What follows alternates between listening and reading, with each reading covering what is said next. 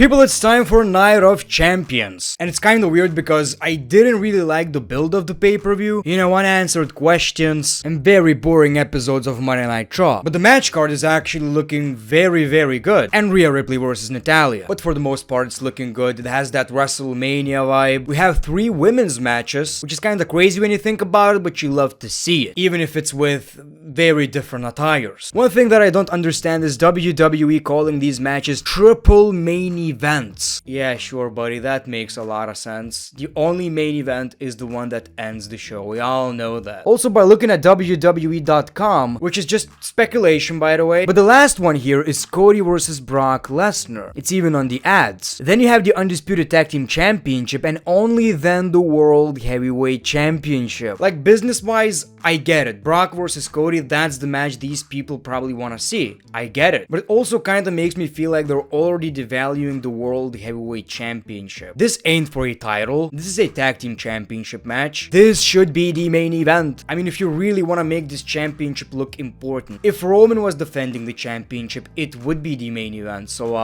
yeah, I'm not a big fan of that. But anyway, let's make our Clash of Champions predictions. Yeah, I know what I said. Just messing with ya. Intercontinental Championship, Gunther versus Mustafa Ali. So Mustafa Ali won the Battle Royal. He earned the opportunity to face Gunther, which is a nice little story. I appreciate that. I think it's gonna be pretty good. You know, it's gonna be pretty similar to Ricochet versus Brock Lesnar in Saudi, but a little bit, you know, longer. I don't really have high hopes. Mustafa should not win the championship. He's not gonna win the championship, and that's my prediction, Gunther. Now we need for Gunther to enter a big storyline after this one. Smackdown Women's Championship match, Rhea Ripley versus Natalya. Wait, excuse me.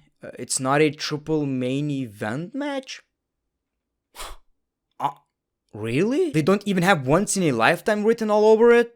That's weird. Yeah, so randomly Natalya showed up and challenged Rhea Ripley. There is no story. Sometimes we don't even need like that big story, but this is a match that definitely needs a very good story for me to care, even slight. I don't know what WWE are thinking. I don't think if it was not in Saudi this match would happen. I just feel like WWE want Natalya there. This is an easy one. Rhea Ripley is retaining the championship. Raw Women's Championship match, Bianca Belair versus Asuka. So we've seen this match already, but finally it's getting personal. Yo, Asuka, big fan.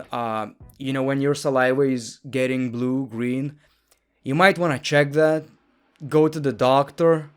I think that's my piece of advice. So again, I'm glad this is getting personal because these two are amazing competitors. They can go in that ring. I know this is going to be a great wrestling match, but you know, before it was just like, I don't get it. Like, you're fighting, great.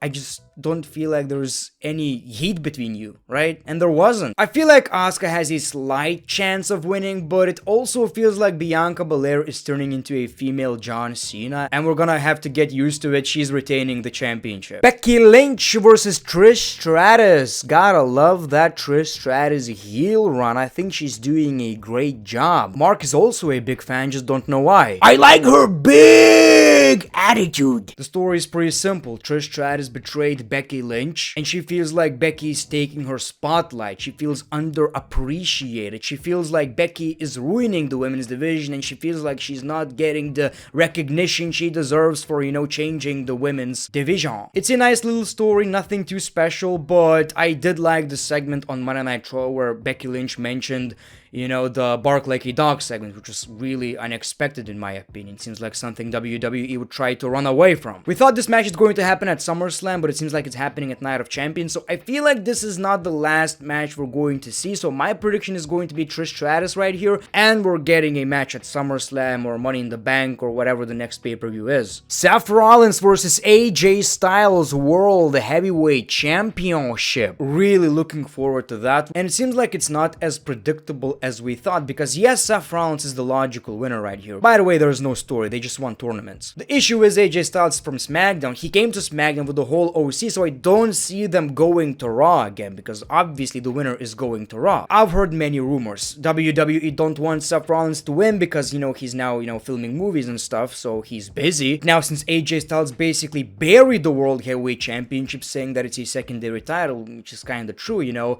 I don't know, man. I still feel like WWE are going to put that championship on Seth Rollins because that just makes sense. I wouldn't mind seeing AJ as a champion. I would love to, maybe even more. I don't know. Right? But I just don't want to see AJ on Raw again. And I also feel like Seth Rollins earned that World Heavyweight Championship. My prediction is going to be Seth Rollins. Undisputed WWE Tag Team Championship match. Sami Zayn and Kevin Owens versus Roman Reigns and Solo Sikoa. I'm really happy it's not Sami Zayn and Kevin Owens versus the Usos because I kinda got tired of this rivalry. The story is simple. Roman Reigns humiliated the Usos because he doesn't believe they can take these championships back to the bloodline, so he decided to take things into his own hands. It's very humiliating for the Usos. They're tag team wrestlers and now two singles competitors feel like they can do this job better. So it's a great story and it's quite unpredictable, right? Sami and Kevin Owens could win. That's probably the case, but how? How Roman Reigns and Solo Sikoa are going to lose. Either way, the Usos are getting, humiliated. So it's either going to be Roman Reigns and Solo Sikoa with the tag team championships and the Usos are jealous. Maybe, Roman Reigns is going to give these championships to the Usos, which is even more humiliating. But most likely, they're not even gonna win. So the Usos, that's my prediction. I think WWE ain't doing anything crazy because this story is going very, very slow. So my prediction is this. The Usos are going to cost Roman Reigns and Solo Sikoa the match. Accidentally, of course, which doesn't mean shit, but now the Usos, I feel like at this point, gonna get spanked by Roman. You've been a bad Us. You've been a bad Us, Jimmy. Something like that. So my prediction is Kevin Owens and Sami Zayn. And finally, Cody Rhodes versus Brock Lesnar 2. We all know the story. Brock Lesnar attacked Cody for no reason. Cody won the first match and now has a broken arm, but Triple H probably still allowed him to wrestle. This makes things kinda more predictable. I feel like now we know Brock Lesnar is probably winning because Cody has a broken arm.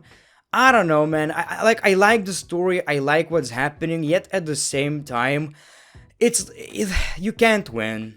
Cody is never going to beat Brock Lesnar fair and square. Brock Lesnar winning is not doing anything right here. I'm gonna go with Brock Lesnar right here. I think it's gonna be 2 out of 3. We're going to get that third match where Cody is going to win and move on to different things. But now I feel like it's time for Brock Lesnar to win, for better or worse. Brock is my prediction. So these are my Night of Champions predictions. For the most part, very excited about the pay-per-view. Very excited to watch a WWE pay-per-view on 8 p.m.